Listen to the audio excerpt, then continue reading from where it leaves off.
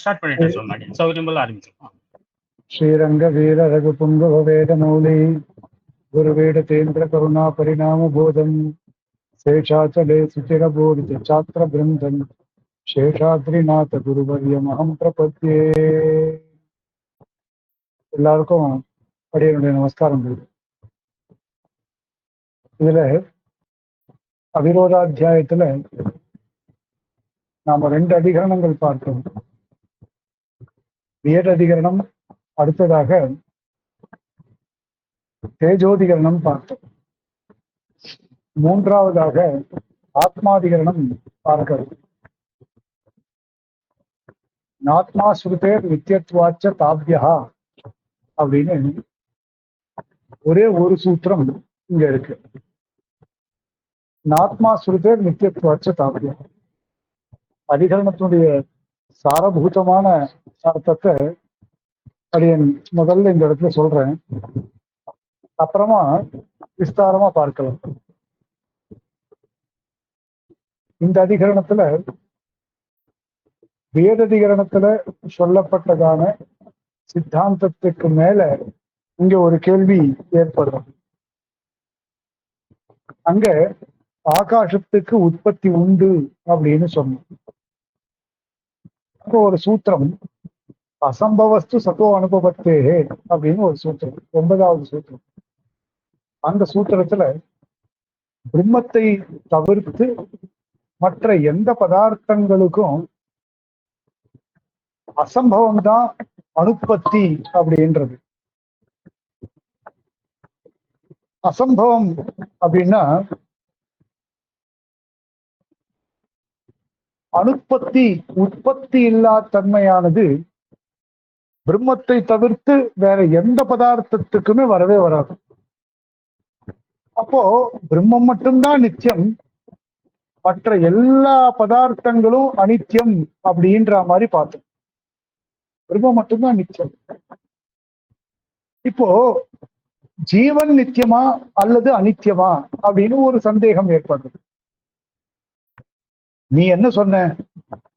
பிரம்ம வத்திரிக்தஸ்ய சர்வஸ்யாபி காரியத்துவமானது சொல்லப்பட்டது. அந்த காரியம் என்பது சிருஷ்டிக்கப்பட்டதாக சொல்லப்பட்டது. சிருஷ்டிக்கப்பட்டது அப்படின்னா உற்பத்தி விநாசங்களை உடையது அப்படின்னு அர்த்தம். அப்போ ஜீவனும் சிருஷ்டிக்கப்படுகின்றான், ஜீவனும் உற்பத்தி விநாசங்களை அடைகிறான். அப்போ ஜீவனும் சிருஷ்டிக்கப்படுகிறான், ஜீவனும் உற்பத்தி விநாசங்களை அடைகின்றான் அப்படின்னா ஸ்பஷ்டமாவே தெரிகிறது நமக்கு, ஜீவனும் ஆகாஷாதிகளை போல உண்டு பண்ணப்படுகின்றான் அப்படின்னு தெரிகிறது. அப்போ உற்பத்தி விநாசங்கள் ஜீவனுக்கும் இருக்கு. ஜீவனும் ஆகாஷாதிகளை போல காரியம். அப்ப காரியமா இருந்தால் ஜீவனும் சிருஷ்டிக்கப்படுகின்றான். அப்ப ஜீவனும் அனித்தியன் அப்படின்னு ஏற்படுறது. இப்போ வேதாந்த வாக்கியங்களே சில வாக்கியங்கள் ஜீவன் சிருஷ்டிக்கப்படுகின்றான் அப்படின்னு சொல்றது, சில வாக்கியங்கள் ஜீவன் நித்தியன் அப்படின்னு சொல்றது. நஜாயத்தே மிரியத்தே வா விபஸ்சித், இது மாதிரியான கட்டோபனிஷத் வாக்கியங்கள் தான் ஜீவன் நித்தியன் அப்படின்னு சொல்றது.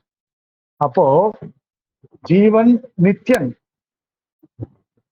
ஆகாஷாதிகளை போல உற்பத்தி விநாசங்கள் அவனுக்கு கிடையாதுன்னு சொல்லணும். இப்போ எது எடுத்துக்கிறது? ஒண்ணு, ஜீவன் பிரம்மத்திற்கு காரியமாக இருந்தால் அவன் சிருஷ்டிக்கப்படுகின்றான், அல்லது ஜீவன் பிரம்மத்திற்கு காரியமாக ஆக மாட்டான், அதனால் அவன் நித்தியன் அப்படின்னு 2 பட்சம் சந்தேகம் ஏற்படுது. இந்த 2 பட்சத்துல எது யுக்திமத் பட்சம் அப்படின்னு நமக்கு பார்க்கும்போது ஒரு சந்தேகம் ஏற்படுறது. அந்த சந்தேகத்தை வைத்து நாம இந்த அதிகரணத்தை ஆரம்பிக்கணும். இப்ப பூர்வபக்ஷி என்ன சொல்றார்? ஆகாஷாதிகளை போல ஜீவாத்மாவும் பரமாத்மாவினிடத்திலிருந்தே உண்டாகின்றது, ஜீவாத்மாவிற்கும் உற்பத்தி விநாசங்கள் உண்டு. சித்தாந்தி என்ன சொல்றார்? இல்ல, ஜீவன் என்பது நித்தியம், ஜீவன் என்பவன் நித்தியம், அவன் உண்டு பண்ணப்பட்டான், அவன் அழிகின்றான் அப்படின்னு சொன்னதெல்லாம் ஸ்வரூப அந்நியதா.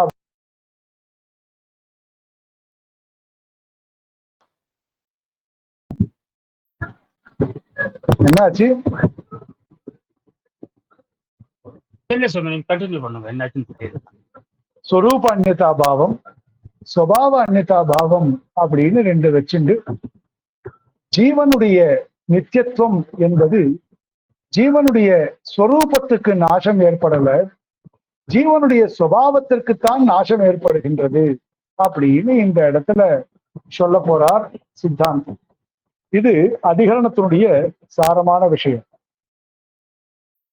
சரி, இப்ப நம்ம நேரடியா அதிகரணத்துக்குள்ள போலாம். வியத் பாதத்துல 3வது அதிகரணம் இந்த ஆத்மா அதிகரணம். இதுல ஒரு சூத்திரம், நாத்மா ஸ்ருதே நித்தியத்வாச்ச தாபியா ந ஆத்மா ஸ்ருதே நித்தியத்வாத் ச தாபியா அப்படின்னு இருக்கு. அதாவது ந எது ஆத்மா நித்யா அப்படின்னு சொன்னோமோ இல்லையோ, ந அப்படின்னு கண்டிக்கிறது எதுன்னா, ஆத்மாவும் வேதாதிகளை போல உற்பத்தி அடைகிறதுன்னு சொன்னோமே, அது கிடையாது. ஆத்மா நித்யா. ஸ்ருதே, ஸ்ருதினால ஆத்மா நித்தியம்னு ஏற்படுறது. நித்தியத்வாச்ச தாபியா, தாபியா ஸ்ருதிபியா ஆத்மனா அனுற்பத்தியும் தெரியப்படுறது. ஆத்மா உற்பத்தி அடையல அப்படின்னு தெரியறது. ஆத்மா நித்யா, நித்தியத்வாத்து தாபியா ஸ்ருதிபியா அப்படின்னு எடுத்துக்கணும். ஆத்மா என்பது நித்தியம். பல ஸ்ருதி வாக்கியங்கள் ஆத்மாவை நித்தியமாக சொல்லி இருக்கிறபடியினால் அப்படின்னு இந்த சூத்திரம் சித்தாந்த சூத்திரம். முன்னாடி 2 அதிகரணங்கள், வேததிகரணம் தேஜோதிகரணம் அப்படின்னு 2 அதிகரணங்கள். இந்த 2 அதிகரணத்திலுமே சர்வ பிரபஞ்சமும் பிரம்மத்திடத்திலிருந்தே உண்டாகின்றன அப்படின்னு சொன்ன.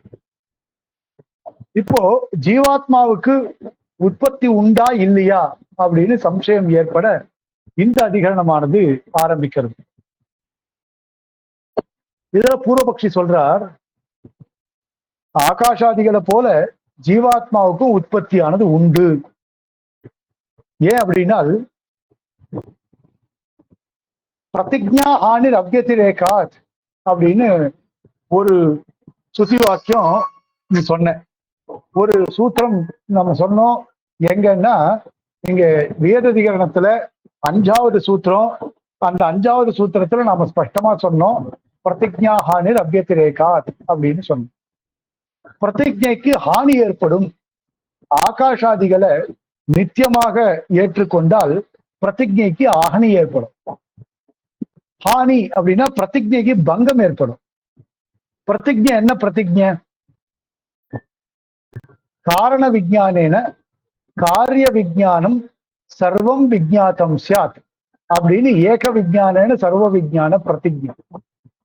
இந்த ஏக விஜானேன சர்வ விஜான பிரதிஜைக்கு பங்கம் ஏற்படும் அப்படின்றபடியினால நீங்க, அதாவது சித்தாந்தி வேதாந்தி என்ன சொன்னீங்க, ஆகாசத்தை நாம நித்தியமாக ஏற்றுக்கொண்டால், பிரம்மத்தை அறிந்து கொண்டால் ஆகாசத்தை அறிந்து கொண்டதாக ஆகாது.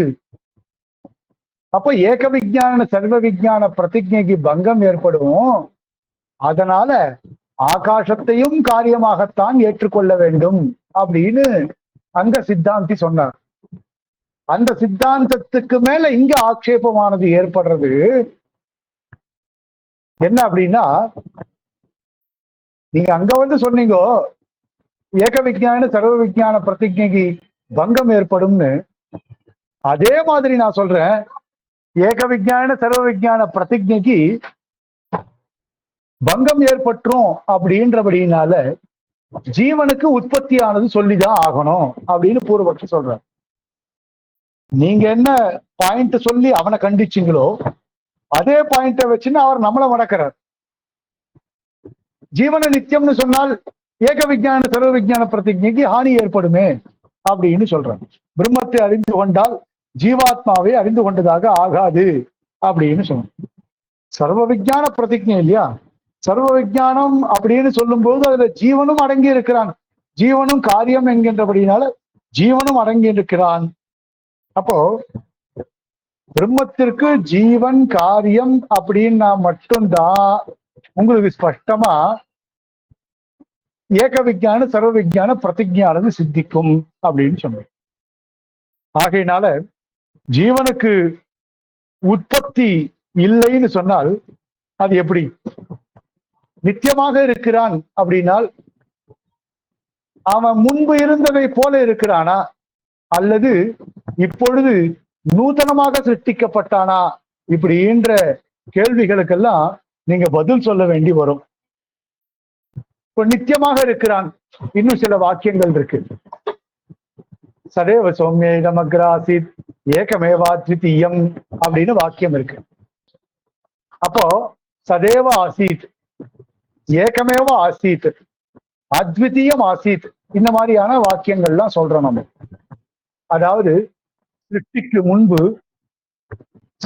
முன்பு சத்தாக இருந்தது, அத்விதீயத்துடன் கூடியதாக இருந்தது, ஒன்றாக இருந்தது அப்படின்லாம் சொல்லியிருக்கோம். அப்போ ஒன்றாக இருந்தது அப்படின்னா பிரம்மம் மட்டும்தான் இருந்தது அப்படின்னு அர்த்தம் அந்த வாக்கியத்துக்கு. ஜீவன நித்தியம்னு சொன்னீங்கன்னா பிரம்மமும் இருந்தது ஜீவனும் இருந்தது அப்படின்னு ஏற்படும். அப்போ ரெண்டு நாளையா ஏக்கமேவா ஆசீத்துன்னு சுத்தி வாக்கியம் சொல்லிருக்கு, பிரம்மம் மட்டும்தான் இருந்தது அப்படின்னு சுத்தி வாக்கியம் சொல்லிருக்கு. இப்போ பிரம்மமும் இருந்தது ஜீவமும் இருந்தது அப்படின்னா எப்படி அந்த சுத்தி வாக்கியத்துக்கு பங்கம் ஏற்படாதா? ஆகையினால பிரம்மம் ஒன்றுதான் இருந்தது அப்படின்னு சொல்ற ஏகத்துவ அவதாரண ஸ்ருதிகளுக்கு விரோதம் ஏற்படுகிறபடினாலையும் ஜீவன் உற்பத்தி உடையவன், உற்பத்தியை அடைந்தான், விநாசத்தை அடைந்தான். அப்போ ஜீவனுக்கும் உற்பத்தி விநாசங்கள் உண்டு அப்படின்னு சொல்ல வேண்டி வரும். அதுவும் எப்படி சொல்லணும்? ஆகாஷாதிகளை போல ஜீவனுக்கு உற்பத்தி உண்டுன்னு சொல்லணும். நாம கேட்போமோ இல்லையோ, வேதாந்திகள் கேட்பாரோ இல்லையோ, சுவாமி ஆகாஷாதிகளுக்கு உற்பத்தி உண்டுன்றதுக்கு நாம பிரமாணத்தை காமிச்சோம். பிரமாண பூர்வகமா தானே பேசணும் இல்லையா? ஆகாசத்துக்கு உற்பத்தி உண்டு அப்படின்றத தஸ்மாத் வாயே தஸ்மாத் ஆத்மன ஆகாஷ சம்பூதா இது மாதிரியான வாக்கியங்களை கொண்டு ஆகாசத்துக்கு உற்பத்தி உண்டு அப்படின்னு காண்பித்தோம். இங்க பிரமாணம் என்ன? ஆகாஷாதிகளை போல ஜீவனுக்கும் உற்பத்தி உண்டு அப்படின்னு சொல்றதுல பிரமாணம் எங்க அப்படின்னு கேட்டால் அதுக்கு பூர்வபக்ஷி சொல்றார் பிரமாணம் உண்டு. ஏன் பிரமாணம் கிடையாது? பிரமாணம் ஸ்பஷ்டமா இருக்கு அந்த இடத்துல. எங்க? யத பிரசூதாம் ஜெகத பிரசூதி சோயேன ஜீவான் வியசர்ஜ பூமியாம். யத பிரசூதா ஜெகத பிரசூதி, இது ஜெகத்துக்கு காரணமா இருக்கக்கூடியதான பிரகிருதியானது எந்த பிரம்மத்திலிருந்து உண்டானதோ அந்த பிரம்மமானது பிரம்மாண்டத்துல எல்லா பூதங்களையும் சிருஷ்டித்து ஜீவனையும் சிருஷ்டித்தார் அப்படின்னு இருக்கு. தோயேன ஜீவான், தோயேன ஜலத்தோடு சேர்த்து ஜீவான் ஜீவர்களையும் வியசர்ஜ சிருஷ்டித்தார். இப்போ ஸ்பஷ்டமா இருக்கே. நீங்க இல்லைன்னு சொன்னீங்களே, பிரமாணம் இல்லைன்னு சொன்னீங்களே. இப்போ ஆகாஷாதிகளை போல அப்படின்னா பஞ்சபூதங்களை போல ஜீவனுக்கும் சிருஷ்டி உண்டு. இங்க தோயேன அப்படின்னு சொன்னது ஜலம், ஜலத்தை காண்பித்தது ஒரு உபலட்சணம்.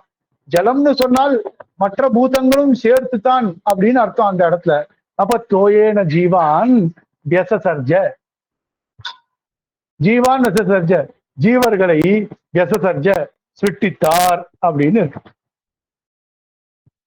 அப்போ பிரஜாபதி பிரஜா சிருஜத அப்படின்னு இருக்கு. பிரஜாபதியானவர் பிரஜாஹா அசிருஜத, பிரஜா அசிருஜத, பிரஜைகளை உண்டு பண்ணார் அப்படின்னு இருக்கு. பிரஜாபதியா இருக்கக்கூடியவர் பிரஜைகளை அதாவது ஜீவர்களை சிருஷ்டித்தார் அப்படின்னு இருக்கு. இன்னும் சில வாக்கியங்கள் இருக்கு. சண்மூலாக சௌமியமாக சர்வாக பிரஜா சதாயத்தனாக சத் பிரதிஷ்டிதாக. அப்போ எல்லா பிரஜைகளும் பிரம்மத்தை மூல காரணமாக உடையவைகள் அப்படின்னு ஸ்ருதி வாக்கியம் சொல்றது. யதோவா இமானி பூதானி ஜாயந்தே. பூதங்களானது உண்டு பண்ணப்பட்டது அப்படின்னு இருக்க. அண்ட சராச்சரங்களும் உண்டு பண்ணப்பட்டது. ஜெகத்தினுடைய சிருஷ்டி ஸ்திதி பிரளயங்களுடைய கர்த்தாவாக இருக்கிறான் பரமாத்மான்னு சொன்னமே. சிருஷ்டி ஸ்திதி பிரளயங்கள் வெறும் அச்சேதனத்துக்கு மட்டும்தானா? சிருஷ்டிக்கிறார்னா ஜீவர்களையும் சிருஷ்டிக்கிறார் தானே அர்த்தம். அப்போ நீ பிரமாணமே இல்லைன்னு சொன்ன. நான் 4 பிரமாணம் காமிச்சிருக்கேன். என்னென்ன பிரமாணம்? தோயேன ஜீவான் தசசர் ஜபூமியாம் அப்படின்னு ஒரு பிரமாணம். பிரஜாபதி பிரஜா சிருஜத சண்மூலாக சௌமியமாக சர்வாக பிரஜா சதாயத்தனாக சத் பிரதிஷ்டிதாக. அது மட்டும் இல்ல, யதோவா இமானி பூதானி ஜாயந்தே அப்படின்னு 4 பிரமாண வாக்கியங்கள் காண்பிச்சிருக்க. உங்க வேதாந்த வாக்கியங்கள் ஜீவனுக்கும் உற்பத்தி உண்டுன்னு சொல்லக்கூடியதான வாக்கியங்கள். இது மட்டும் இல்ல, ஏக விஞ்ஞான சர்வ ஜீவனுக்கு உற்பத்தி இல்லைன்னு மறுத்தால் ஜீவனுக்கு உற்பத்தி உண்டுன்னு சொல்லி இத்தனை வாக்கியங்கள் பிரமாணமா காண்பித்திருக்கிறேன். ஜீவனுக்கு உற்பத்தி இல்லை என்று உங்களால் மறுக்கப்பட்டால் சதேவ சௌமிய இதமக்ராசித் ஏகமேவா திவிதீயம் அப்படின்ற இடத்துல சொல்லப்பட்டதான ஏகத்துவ அவதாரண ஸ்ருதிகளுக்கு பாதகம் ஏற்படுறது. ஜீவனுக்கு உற்பத்தி இல்லைன்னு சொன்னால் ஏக விஞ்ஞான சர்வ விஞ்ஞான பிரதிஜானது சித்திக்காது. ஆகையினால ஆகாஷாதிகளை போல ஜீவனுக்கும் உற்பத்தி உண்டு அப்படின்னு தான் எடுத்துக்கணுமே தவிர ஜீவன் நித்தியன் அப்படின்னு சொல்ல முடியாது. சரி, அடுத்து ஒரு கேள்வி. அத்வைத மத பிரகாரம் மனசுல வச்சுட்டு ஒரு கேள்வி கேட்கிறாருன்னு வச்சுக்கணும். சித்தாந்தி சாயையா ஒருத்தர் கேட்கிறார். பாஸ்கரர் கேட்கிற ஒரு கேள்வி. பிரம்மம் நித்தியம் இல்லையா? பிரம்மம் நித்தியம் அப்படின்னு இருக்கிறபடினால தத்துவமசி, அயமாத்மா பிரம்ம, சர்வம் கல்விதம் பிரம்ம, அகம் பிரம்மாஸ்மி இந்த மாதிரியான வாக்கியங்களை கொண்டு பார்க்கும் பொழுது ஜீவோ பிரம்மைவ நாபரஹா அத்வைதி சொல்றா போல ஜீவனும் பிரம்மமும் ஒன்று என்று ஏற்பட்டிருக்கிறபடினால பிரம்மம் நித்தியமாக இருந்தால் ஜீவனும் நித்தியம் அப்படி எடுத்துக்கலாமே. பிரம்ம நித்தியமா இருந்தால் ஜீவனும் நித்தியம். ஏன்னா பிரம்மமும் ஜீவனும் ஒன்று என்கின்றதான வாக்கியமானது இந்த 4 மகா வாக்கியங்கள்ல என்கின்ற ஒரு கருத்தானது இந்த 4 மகா வாக்கியங்கள்ல தெரியறது. தத்துவமசி, அயமாத்மா பிரம்ம, அகம் பிரம்மாஸ்மி, சர்வங்கல்விதம் பிரம்ம இது மாதிரியான வாக்கியங்களின் மூலமாக தெரிகிறபடியினால பிரம்மம் நித்தியம் என்றால் ஜீவனும் நித்தியம் அப்படின்னு ஒரு கேள்வியை கேட்கிறார் சித்தாந்தி சாயா. அப்படின்னா சித்தாந்தம் மெயின் சித்தாந்தி பேசல, பக்கத்துல உட்கார்ந்துன்றவர் யாரோ ஒருத்தர் பேசுறாருன்னு வச்சுக்கோங்களேன். அதுக்கு பூர்வபக்ஷி பதில் சொல்றார், எல்லா ஜகத்திற்கு சர்வ ஜகத்தும் பரமாத்மாவே அப்படின்னு ஸ்ருதி சொல்றது. ஐததாத்மம் இதம் சர்வம் அப்படின்னு ஒரு வாக்கியம் இருக்கு. இதம் சர்வம் அப்படின்னா பரிதிருஷ்யமானம் சேதனா சேதனாத்மகம் ஜெகத் சர்வம் ஏததாத்மியம் பிரம்மத்தை ஆத்மாவாக உடையவைகள் அப்படின்னு சொல்லப்பட்டிருக்கு. இப்போ பிரம்மம் நித்தியம், அதனால ஜீவனும் நித்தியம். இப்போ நீ சேத்தன பதார்த்தத்தை மட்டும் நித்தியம்னு சொன்னதா எடுத்துக்கிற நீ. இப்போ இந்த வாக்கியத்தை கொண்டு பார்க்கும்போது தத்துவமசி, அயமாத்மா பிரம்ம, அகம் பிரம்மாஸ்மி, சர்வம் கல்விதம் பிரம்ம இந்த மாதிரியான வாக்கியங்களை வைத்து பார்க்கும்போது பிரம்மம் நித்தியம், அதனால் ஜீவனும் நித்தியம்னு நீ சொல்ற. நான் என்ன சொல்றேன், இப்போ ஐததாத்மம் இதம் சர்வம் அப்படின்னு ஒரு வாக்கியம். இதம் அப்படின்னால் ஜெகத்துன்னு அர்த்தம். ஏன் ஜெகத்துன்னு அர்த்தம் அப்படின்னால் அது எப்படிப்பட்ட ஜெகத்து? பரிதிருஷ்யமானம் சேதனா சேதனாத்மகம் ஜெகத்து அப்படின்னு அர்த்தம். பரிதிருஷ்யமானம் சேதனா சேதனாத்மகம் அப்படின்னால் பிரம்மம் நித்தியமா இருந்தால் சேதனா சேதன பதார்த்தங்கள் பிரம்மத்திற்கு சரீரங்களாக இருக்கக்கூடியவைகள், பிரம்மம் அவைகளுக்கு ஆத்மாவாக இருக்கக்கூடியது. அப்போ சேத்தன பதார்த்தங்கள் பிரம்மம் நித்தியமாக இருக்கிறபடியினால் சேத்தன பதார்த்தங்கள் எல்லாம் நித்தியம்னு நீங்க சொன்னீங்கன்னா, இந்த வாக்கியத்தை கொண்டு நான் பிரம்மம் நித்தியமாக இருக்கிறபடியினால் அச்சேதன பதார்த்தங்களும் நித்தியம்னு சொல்லுவேன். அதை நீ இல்லைன்னு சொல்ல முடியாது. இப்போ நீ அப்படின்னா என்ன ஆகும்? சேத்தன பதார்த்தங்கள் நித்தியமா இருந்தால் அச்சேதன பதார்த்தங்களும் நித்தியமாயிடும். இப்போ முன்னாடி 2 அதிகரணத்துல ஆகாஷாதி பஞ்சமகா பூதங்கள் முதலானவைகளுக்கு நீ உற்பத்தி சொன்னியே, அது இல்லைன்னு ஆயிடும். அப்போ பிரம்மத்துடைய ஸ்வரூபம் தவிர்க்கப்பட்டதா ஆயிடும். அப்போ பிரம்மத்துக்குன்னு லட்சணம் சொன்னியே, அது இல்லாம போயிடும். இதே கொண்டு நான் என்ன பண்ணுவேன்? பிரம்ம மீமாம்சா நைவ ஆரம்பணியா அப்படின்னு எடுத்து போயிடுவேன். அப்ப நீ என்ன பண்ணுவ அப்படின்னு பூர்வபக்ஷி இங்க சொல்றார்.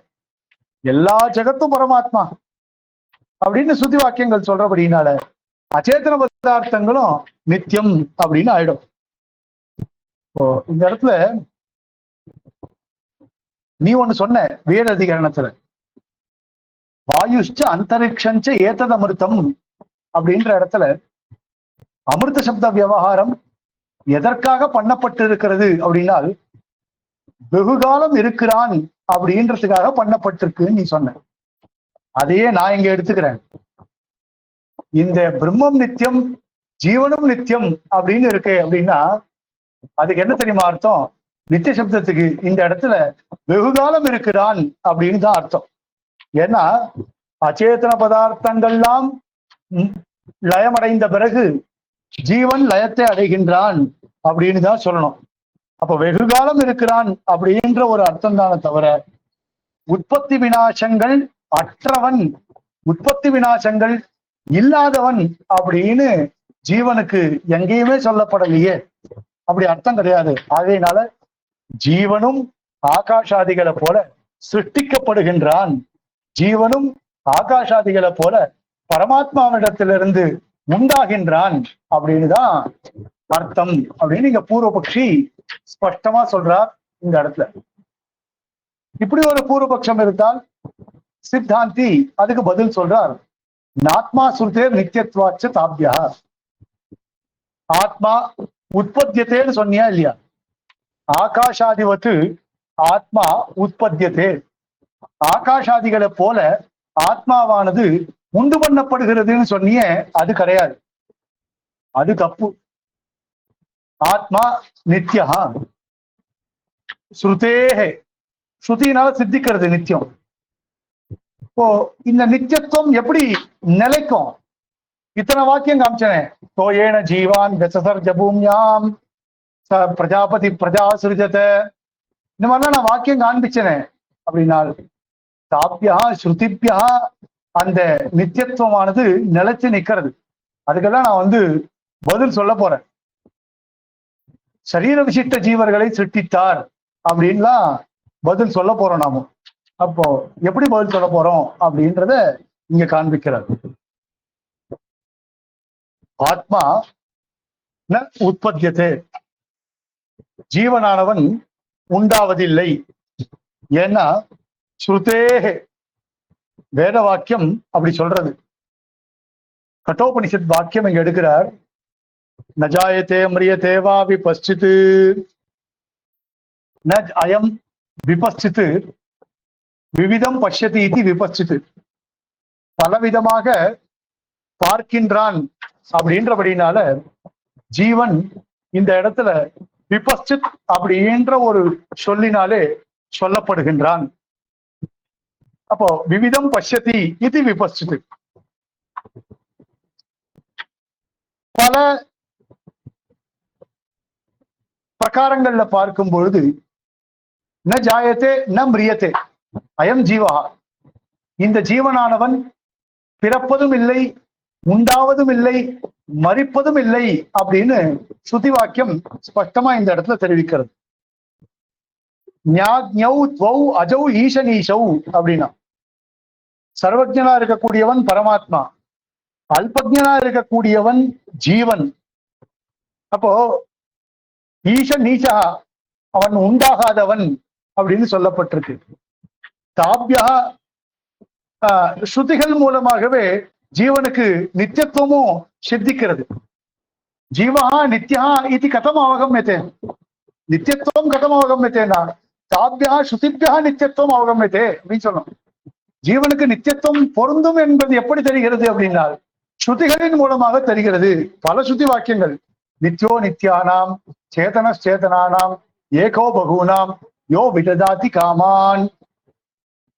இங்க பாருங்க, நித்யா ஏகா சேதனா பரமாத்மா நித்யானாம் பகூனாம் சேதனானாம் காமான் விததாதி அப்படின்னு இருக்கு. நித்தியனா இருக்கக்கூடிய, ஒன்றாக இருக்கக்கூடிய பரமாத்மாவானவன், சேத்தனா இருக்கக்கூடிய பரமாத்மாவானவன் நித்தியர்களாக இருக்கக்கூடிய, சேத்தனர்களாக இருக்கக்கூடிய, அனந்தர்களாக இருக்கக்கூடிய, அநேகம் பேர் இருக்கக்கூடியதான ஜீவர்களுடைய காமான் விததாதி, காமங்களை ஆசைகளை நிறைவேற்றுகின்றான் அப்படின்னு இருக்கு. காமான் விததாதி காமான் அப்படின்னு இருக்கு. விருப்பமான பலன்களை அளிக்கின்றான் இருக்கு. அப்ப பரமாத்மா நித்யா, ஜீவாத்மா நித்யான்னு அங்க தெரியுது. அதே மாதிரி அஜோ நித்ய சாஸ்வதோயம் சரி புராணா நஹன்யதே ஹன்யமானே சரீரே. அஜஹா, அயம் ஆத்மா அஜஹா, இந்த ஜீவாத்மாவானவன் அஜன், இந்த ஜீவாத்மாவானவன் நித்யன், இந்த ஜீவாத்மாவானவன் சாஸ்வதன், நிலைத்து நிற்கக்கூடியவன். புராணஹா, ரொம்ப ஆரம்ப காலத்துல இருந்து இருக்கக்கூடியவன். நாசம் இல்லாதவன், எப்பொழுதும் இருக்கக்கூடியவன், எப்பொழுதும் ஒரே மாதிரி இருக்கக்கூடியவன். சரீரம் அழிந்தாலும் அவன் அழிவதில்லை அப்படின்னு சொல்லப்பட்டிருக்கு. அதனால ஜீவாத்மாவானவன் உண்டாவதில்லை. சரி, இப்போ ஜீவாத்மா உண்டாகலன்னு சொல்லியாச்சு, ஸ்ருதி வாக்கியங்கள் மூலமா சொல்லியாச்சு. சரி சுவாமி, ஜீவாத்மா உண்டாகல, ஜீவாத்மா நித்யன். சரி, ஜீவாத்மா நித்யன் அப்படின்னால் இப்ப எப்படி ஏக விஞ்ஞான சர்வ விஞ்ஞான பிரதிஜை சொன்னீங்க, அது பாதிக்குமே, அதுக்கு எப்படி பதில் சொல்றீங்க? ஜீவாத்மா நித்தியனாக இருந்தால், ஒன்றை அறிந்தால், அதாவது காரணத்தை அறிந்து கொண்டால் அதனுடைய காரியங்களை அறிந்து கொண்டதாக ஆகும்னு சொல்லக்கூடியதான ஏக விஞ்ஞான சர்வ விஞ்ஞான பிரதிஜை சித்திக்காது அப்படின்னா, இப்போ ஜீவாத்மா காரியம், அதுக்கு பதில் சொல்றார். ஜீவாத்மா காரியம், காரியமா இருக்கக்கூடிய, காரணமா இருக்கக்கூடியதான மிருத்த போல, மிருத்தை தெரிந்து கொண்டால் அதனுடைய காரியமாக இருக்கக்கூடிய கடத்தை தெரிந்து கொண்டதாக ஆகும்னு சொன்னோம். அதே மாதிரி பிரம்மத்தை அறிந்து கொண்டால், இப்போ மிருத்தை தெரிந்து கொண்டால் அதை காட்டிலும் வேறுபடாது இருக்கக்கூடியதான ஜீவாத்மாவை தெரிந்து கொண்டதாக ஆகும். க்ஷமிக்கணும், மிருத்தை தெரிந்து கொண்டால் அதை காட்டிலும் வேறுபடாமல் இருக்கக்கூடியதான கடத்தை தெரிஞ்சுக்கிறோம். அதே மாதிரி பிரம்மத்தை தெரிந்து கொண்டால் அதை காட்டிலும் வேறுபடாது இருக்கக்கூடியதான ஜீவாத்மாவை தெரிந்து கொண்டதாக ஆகும். ரெண்டுத்துக்கும் வேறுபாடு இருந்தால்தான் ஒன்றை அறிந்தால் மற்றொன்றை அறிய முடியாது. இப்போ காரிய காரணியோகம் அனன்யத்துவம் நாம சொல்றோம். நையாயிகர் சொல்றார் காரிய காரணியோகம் அனன்யத்துவம் கிடையாது, அந்நியத்துவம் தான் சொல்றார். காரியம் வேறு காரணம் வேறு அவர்களுடைய சித்தாந்தத்துல. அவர்கள் பட்சத்துல ஏக விஞ்ஞான சர்வ விஞ்ஞான பிரதிஜை பொருந்தாது. இப்ப நம்ம பட்சத்துல அப்படி இல்லையே, காரியமும் காரணமும் ஒண்ணுதானே. அப்போ ஏக விஞ்ஞான சர்வ விஞ்ஞான பிரதிஜையானது கண்டிப்பா சித்திக்குமே அப்படின்னு சொன்ன. ஜீவனும் காரியமா இருக்கிறபடினால இப்போ ஜீவாத்மாவை பிரம்மத்தை காட்டிலும் வேறுபடாத இந்த ஜீவாத்மாவை நாம் அறிந்து கொள்கிறோம். ஒன்றை அறிந்தால் மற்றொன்றை அறிந்து கொள்கிறோம். சரி, ஜீவனும் காரியம்னு சொல்லிட்டீங்க. சரி, ஜீவனுக்கும் காரியத்துவம் சித்திக்கும் அப்படின்னால் ஆகாஷாதிகளை போல காரியத்துவம் சித்திக்கும்னு சொல்லணும். இப்போ ஆகாஷாதிகளை போல ஜீவனுக்கு காரியத்துவம் சித்திக்கும் அப்படின்னால் ஆகாஷாதிகளும் காரியம், ஜீவனும் காரியம். அப்ப ஆகாஷாதிகளை போல ஜீவன் காரியம் அப்படின்னால் அது எப்படி ஏற்படும்? அப்போ ஆகாஷாதிகளுக்கு உற்பத்தி உண்டுன்னு சொன்னீங்க, அப்போ ஜீவனுக்கும் உற்பத்தி உண்டுன்னு தானே சொல்லி ஆகணும். ஆகாஷாதிகளுக்கு உற்பத்தி உண்டுன்னா ஜீவனுக்கும் கண்டிப்பா உற்பத்தி உண்டு தானே அப்படின்னு ஏற்படுறது அந்த இடத்துல. அதுக்கு பதில் சொல்றார், அப்படி இல்லை, காரியம் அப்படின்ற சப்தம் இருக்கு இல்லையா, காரிய சப்தத்தை நன்னா தெரிஞ்சுண்டா இந்த சந்தேகம் ஏற்படாது. எல்லா காரிய பதார்த்தங்களுக்கும் உற்பத்தி உண்டு அப்படின்னு அர்த்தம் இல்லை. காரிய பதார்த்தத்துடைய அர்த்தத்தை நீங்க முதல்ல தெரிஞ்சுக்குங்கோ அப்படின்னு சொல்றேன். இப்போ காரியம்னா என்ன அப்படின்னா அவஸ்தாந்தரா பத்திரேவகி காரியதா அப்படின்னு சொன்ன. ஒரு அவஸ்தையிலிருந்து மற்றொரு அவஸ்தைக்கு மாறுவது என்பது காரியம். ஒரு அவஸ்தை அப்படின்னா மிருத் அவஸ்தையிலிருந்து கடத்வா அவஸ்தைக்கு மாறுவது. அவஸ்தானா நிலை, நிலைப்பாடுன்னு அர்த்தம். மிருத அவஸ்தையிலிருந்து மிருத்து என்கின்றதான ஒரு நிலைப்பாட்டிலிருந்து கடம் என்கின்றதான ஒரு நிலைப்பாட்டிற்கு மாறுவது என்பது அவஸ்தை அப்படின்னு சொல்லப்படுறது. இப்ப இங்க வேறுபாடு சொல்லப்படல. காரியம்னா என்ன அர்த்தம்? அவஸ்தாந்தரா பத்திரேவகி காரியதா, வேறு ஒரு அவஸ்தையை அடைவது என்பது காரியம். அப்ப மிருத்து என்பது ஒரு அவஸ்தை. மிருத் என்கின்ற ஒரு பொருளே கடமாக மாறுகிறது. அப்ப மிருத் என்பது ஒரு அவஸ்தை, கடம் என்பது மற்றொரு அவஸ்தை. இப்போ வேறுபாடு இல்லை, ரெண்டுத்துக்கும் நடுவுல வேறுபாடு இல்லை. பிரம்மம் என்பது ஒரு நிலை, ஜீவன் என்பது ஒரு நிலை, வேறுபாடு சொல்லலையே இந்த இடத்துல. அப்போ மண்ணினுடைய தன்மை மாறி குடத்தினுடைய தன்மை ஏற்படுறது, அதுதான் அது காரியம். அதாவது கடத்வாவஸ்தை, கடம் என்பது வேறு, மிருத்தி என்பது வேறுன்றது கிடையாது. இப்போ ரெண்டும் ஒரே பொருள். மிருத்து என்கின்றதான ஒரு நிலை மாறி கடம் என்கின்றதான ஒரு நிலையை அது அடைகிறது. அப்போ அச்சேதன பொருளுக்கு காரியத்துவம் இருக்கிறா போல சேத்தன வஸ்துவுக்கும் காரியத்துவம் இருக்கும். சேத்தன வஸ்துக்கும் காரியத்துவம் இருக்கும். மிருத் என்கின்ற ஒரு நிலை, கடம் என்கின்றதான ஒரு நிலை, இது அச்சேதன பொருள். பிரம்மம் என்கின்றதான ஒரு நிலை, ஜீவன் என்கின்றதான ஒரு நிலை, இது சேத்தன பொருள்களுக்குள்ள இருக்கக்கூடியதான காரியத்துவம். ஆனால் இந்த காரியத்துவத்துக்கும் அந்த காரியத்துவத்துக்கும் வித்தியாசம் இருக்கு. எப்படி? காரியத்துவம் ரெண்டுத்துக்கும் சொன்னோம் நாம. மிருத்துல இருந்து கடம், பிரம்மத்தில இருந்து சேத்தனன், ரெண்டு ஒண்ணா சுவாமி அப்போ அப்படின்னு கேட்டால் இந்த ரெண்டு காரியத்துவத்துக்குள்ளேயும் வேறுபாடு இருக்கு. எப்படி அப்படின்னா, இப்போ உற்பத்தி ஏற்படுறது, நாசம் ஏற்படுறது. இந்த உற்பத்தி நாசங்கள் அச்சேதன பதார்த்தங்களுக்கு ஏற்படுறது. அச்சேதன பதார்த்தங்களுக்கு ஏற்படக்கூடியதான உற்பத்தி நாசங்கள் என்பது எப்படி ஏற்படுறது? அச்சேதன பதார்த்தங்களுக்கு ஏற்படக்கூடியதான உற்பத்தி விநாசங்கள் சாட்சாத்தாக ஸ்வரூப நாசத்தை அடையிறது, அடியோட இல்லாம போறது. நாசம் ரெண்டு விதம், ஸ்வரூப நாசம், சுபாவ நாசம் அப்படின்னு ஒரு ரெண்டு. இப்போ நான் இருக்கேன், இப்போ ஸ்ரீகாந்த் நாசா, ஸ்ரீகாந்தனுடைய நாசம் உண்டு. ஸ்ரீகாந்துக்கு உற்பத்தி உண்டு, ஸ்ரீகாந்துக்கு நாசம் உண்டு. எப்போ அப்படின்னா ஸ்வபாவத்துல உற்பத்தி உண்டு, ஸ்வபாவத்துல நாசம் உண்டு. இப்ப இந்த உருவ அமைப்பு இருக்கு இல்லையா, இந்த உருவ அமைப்பு சரீர விசிஷ்ட ஜீவனா இருக்கக்கூடியதான இந்த ஸ்ரீகாந்த் உண்டு பண்ணப்படுகிறார், பிறக்கிறான். அப்போ சுபாவத்துல உற்பத்தி உண்டு, சுபாவத்துல நாசம் உண்டு. இப்ப ஆத்மான்னு ஒரு ஸ்வரூபம் இருக்கு இல்லையா, அந்த ஆத்மாவுடைய ஸ்வரூபத்துல நாசம் கிடையாது, உற்பத்தியும் கிடையாது. ஆத்மா ஸ்வரூபத்துல நாசமும் கிடையாது, விநாசமும் கிடையாது, நாசமும் கிடையாது, உற்பத்தியும் கிடையாது.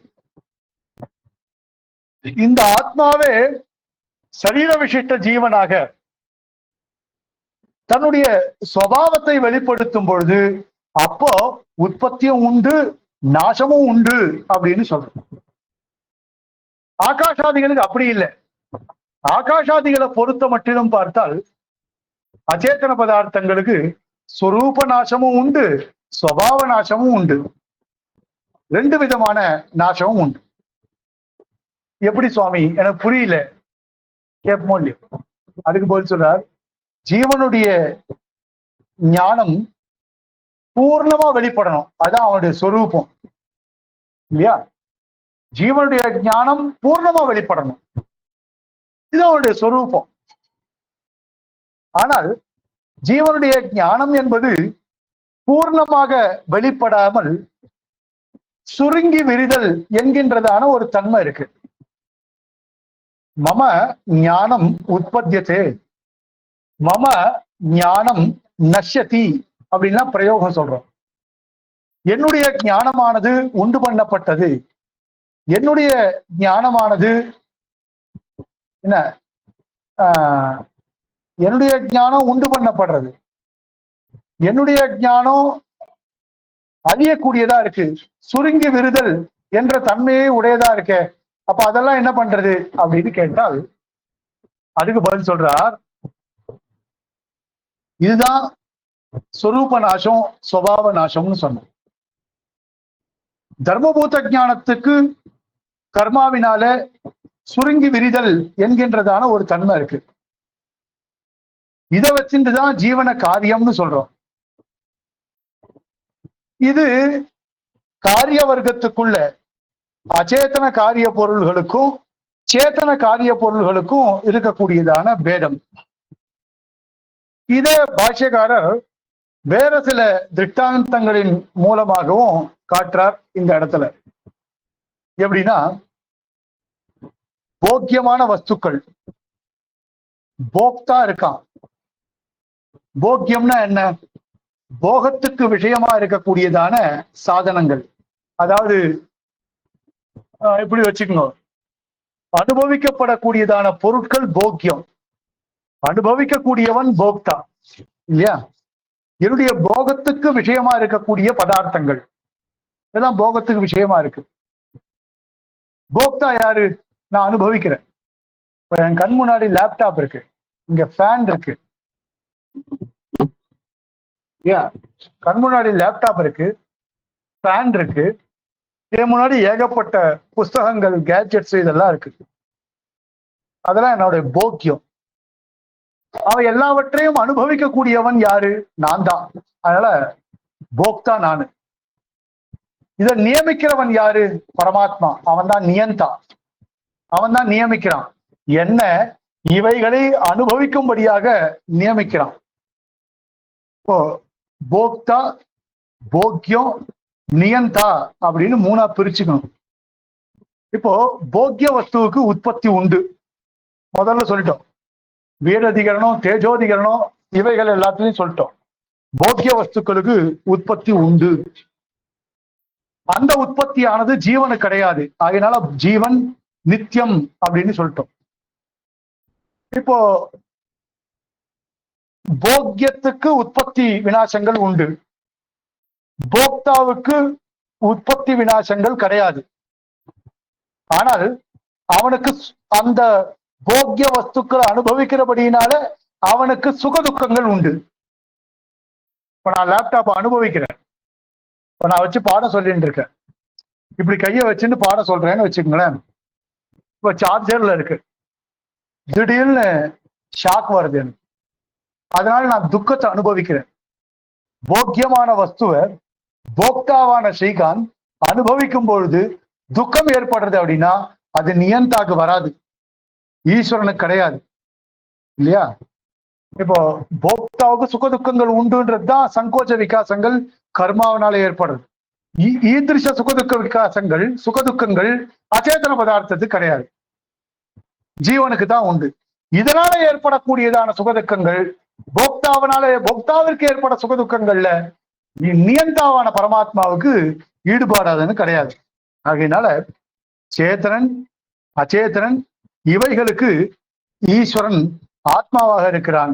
இவைகள் அந்த ஈஸ்வரனுக்கு சரீரமாக இருக்கின்றது அப்படின்றது ஸ்பஷ்டமா ஏற்படுறது. ஆகையினால ஜீவன் நித்தியன், ஜீவனுக்கு உற்பத்தி விநாசங்கள் கிடையாது. ஜீவனுக்கு உற்பத்தி உண்டுன்னு சொல்றதெல்லாம் ஸ்வரூப அந்நியதா பாவம், ஸ்வபாவ அந்நியதா பாவம் அப்படின்னு ரெண்டு சொல்லி, ஸ்வபாவத்துலதான் நாசம் ஏற்படுமே தவிர ஸ்வரூபத்தை உற்பத்தி விநாசங்கள் உண்டே தவிர ஸ்வரூபத்துல அவனுக்கு உற்பத்தி விநாசங்கள் கிடையாது. ஜீவன் நித்தியன் அப்படின்னு இந்த அதிகரணத்துல நாத்மா சுருத்தேர் நித்தியத்துவாச்ச தாபியா அப்படின்ற சூத்திரத்தை கொண்டிருக்கக்கூடியதான இந்த ஆத்மாதிகரணத்துல ஸ்பஷ்டமா நிரூபிக்கிறார். இதோட இந்த கிளாஸை பூர்த்தி பண்ணிப்போம். நாம வியாழக்கிழமை நான் டிராவல்ல இருப்பேன். நாம வெள்ளிக்கிழமை அந்த மாதிரி ஏதாவது ஒரு நாள் பார்த்து அடுத்த அதிகரணத்தை முடிஞ்சா ஸ்ரீரங்கத்துல இருந்து நான் அடுத்த 10 நாளைக்கு ஸ்ரீரங்கத்துல தான் இருக்க போறேன். அதுக்கேற்ற மாதிரி அடியன் விஞ்ஞாபிக்கிறேன். கவிதார்க்கிக சிம்மாய கல்யாண குணசாலினே ஸ்ரீமதே வெங்கடேசாய வேதாந்த குரவே நமஹ. தாசன்.